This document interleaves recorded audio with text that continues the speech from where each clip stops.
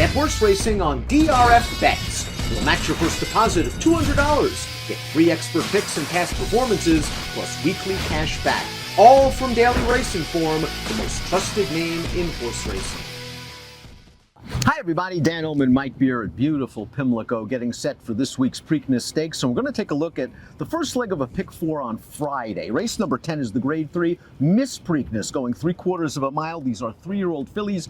Let's take a look at this field. It is a full field, it is a competitive field, and it is loaded with speed. Feels like there's a lot of pace in the race. I feel like the pace is one part of it, Dan. I think the bigger question in this whole field is, can your morning line favorite get back to the races she was running as a 2-year-old? One start this year, it was not good. And that is You Almost Had Me, who might get the right race flow as we take a look at our Timeform US pace projector. Mystic Lake, the number 1, is speed. Miss Harriet has got plenty of speed. Carmelina is very fast from the gate. Let Them Watch, I think, has got to go. So this pace is going to get hot. Yeah, a lot of speed in this race. I guess that does actually help your morning line favorite, You Almost Had Me. We'll see if she can, again, rebound off of a dismal seasonal debut. Mystic Lake, the number 1, has run well on turf, has run well on dirt, has run well on synthetic, has earned very competitive buyer speed figures, but maybe the race flow runs against her. She just ran about 3 weeks ago in the Star Shoot, this race at Woodbine over the synthetic. She got involved in a pace battle that day, won the duel, lost the war. She's got to hustle from the inside post. Yeah, she ran pretty well in that most recent start on a different surface. She has sprinted on dirt twice so far this year, Dan. They're both wins. They're both stakes wins.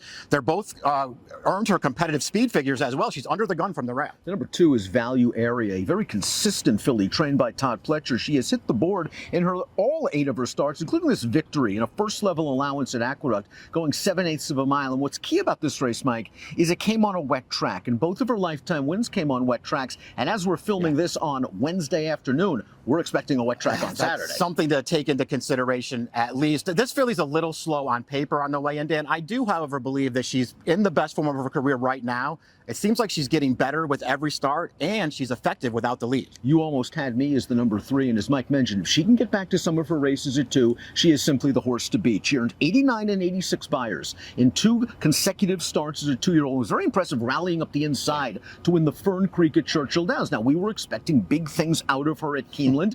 She didn't fire. It was a very disappointing performance, although I wonder if she was just fresh off the layoff, chasing the pace of a horse that was very impressive winning, and then came back and was not very good. Their stablemate just ran right over the top of her in that race. She could have made the lead in that Beaumont 2, Dan, but they didn't want it. They let a long shot take the lead.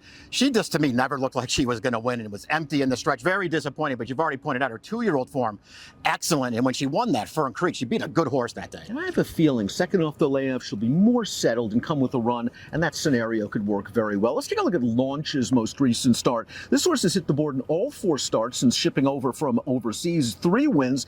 Now, we usually take a little bit of a negative view on 3-horse races. Yeah. And not this one. Launch was in a 3-horse race, but the horse on the lead's 1-5. She's loose, and Launch runs her right over. Yeah, really impressive win here, even though she really only had 1 horse to chase down. But sometimes that's one of the hardest things to do in a short field like that, to chase down a horse who has a speed advantage. I like that she did it. No idea why she was in Ireland to start her career. She's bred to be a dirt horse. She's gotten over here. She is a dirt horse. I think Lady Moscato is looming as a bit of a long shot for Lucas and Dettori. Talk about a team there. This filly slowly was coming into her own at Oaklawn, winning 2 races in a row. They ran her in the 8 bells last time out. If it was the sloppy track that worked against her that day, she could be in trouble on Saturday. But I think that field was a little bit tougher than the field she's going to be in here. Yeah, I agree. I think this is a little bit of a step back in class. She didn't run great in the 8 bells, but she didn't run terribly either. We'll see if she can bring the Oaklawn form. The form really improved at Oaklawn, as it often does with Lucas horses. Can she bring that up here? But she has the right running style again in a race jammed with speed. Miss Harriet is one of the speed horses. She's got some quality. She upset a field of 12 experienced 2-year-old fillies in the Maryland Million Lassie in her debut at 62-1 odds. And I think she's proven that race isn't a fluke. She won 2 of her next 3, including a stake at Laurel, and then they got a little ambitious with her. They ran her in a stakes race in New York, a little bit too tough. They ran her in a stake last time out at Laurel. A little too far. Yeah, probably didn't want to go that far. The cutback works for her. Last 2 races, maybe there are enough excuses to maybe want to go back to her, and here she should be a fair price. Another horse cutting back in distance is Carmelina, and Carmelina has a ton of quality sprinting. She has won 4 of 5 dirt sprints in her career. They tried her in the Busher over a wet track going a 1-turn mile. She ran well enough against a good horse in Jody's Pride that Butch Reed wanted to take a chance in the Gazelle, and a mile and an eighth was way too far. Now, she likes to be forwardly placed. Does this stiff cutback in distance, 3 furlongs, dull her speed a little bit? I don't know. I guess that's a real question, as is the question of the other pace in the race. Does that work against her? Because she seems like a confirmed kind of front-running horse. I like her cutting back for this, Dan. I want to wait and see what kind of price she is in here, because I think she can be competitive in this race. But she is a filly who I was really taken with her debut last year, and then I've kind of been disappointed with everything else. Closing act goes out for trainer Steve Asmussen. And one of the reasons Asmussen's a Hall of Famer is because he knows how to place his horses. This filly showed some quality as a very early 2-year-old, winning the Astoria, well beaten 3rd in the Grade 3 Schuylerville. She went to the long layoff after the spin-away, a disappointing performance, and Asmussen found a perfect spot. A Texas-bred stake at Lone Star. She went to the lead. She opened up. Maybe she was getting a little bit tired off the bench late. I think it was a good prep. Now we'll find out how good she is. Great spot to get her started as a 3-year-old last time. She also ran better than it looks on paper, Dan, because she totally blew the start of that race. And I think that's why she was getting tired at the late stages. She had to really rush to make the lead. We'll take a look at her replay for the Blue Bonnet Stakes, and closing act again. Opened up a big lead in the stretch. She wasn't favored in this race, but she did last, and she had to kind of rush up on the inside. I really thought that was a solid performance for closing act, and she did earn a career best 75 by her speed figure. Cap Classique goes out for Brittany and Sheldon Russell, and I think she's a true sleeper in this race at a decent price. She won her first 3 starts, including the Smart Halo Stakes, but I want to talk about her second lifetime race. So impressive, winning off by 7 lengths from Out of It. They ran her in the Smart Halo. She was held up at the back. Right. She came with a very professional run to win.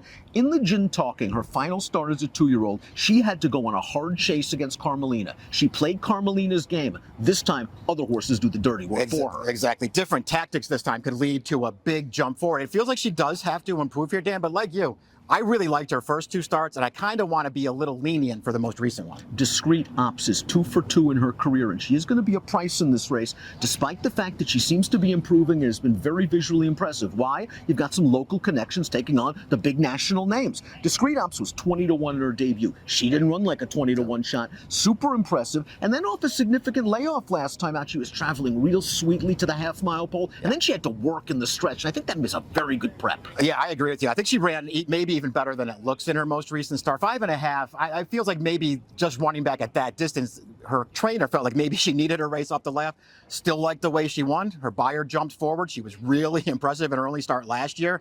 All upside here. Let Them Watch tried to come from Out of It last time. I'm really not interested in that race. It was 5/8 of a mile on synthetic, and her game is more speed. She won 3 starts back the Sandpiper. A wet track is a question mark, and the way this race shapes up is a big question mark because there are other speeds to her inside. Don't know if she has the right running style for this race. I don't know if she's good enough anyway. I don't care about her last race so much, but I don't think I'd bet her off of what she did before that. Bell's Blue Bell has won 2 in a row down in South Florida. She has been beating up on Florida breds until that most recent start, this race right here, where she rallied from off the pace to score by 1.25 lengths. She has the right running style. Yeah. This is a pretty big jump up in class, however. Not a fast figure for the win that we're looking at right here, but she ran okay in this race. She can sit a little bit, make a run in here. They've sprinted her.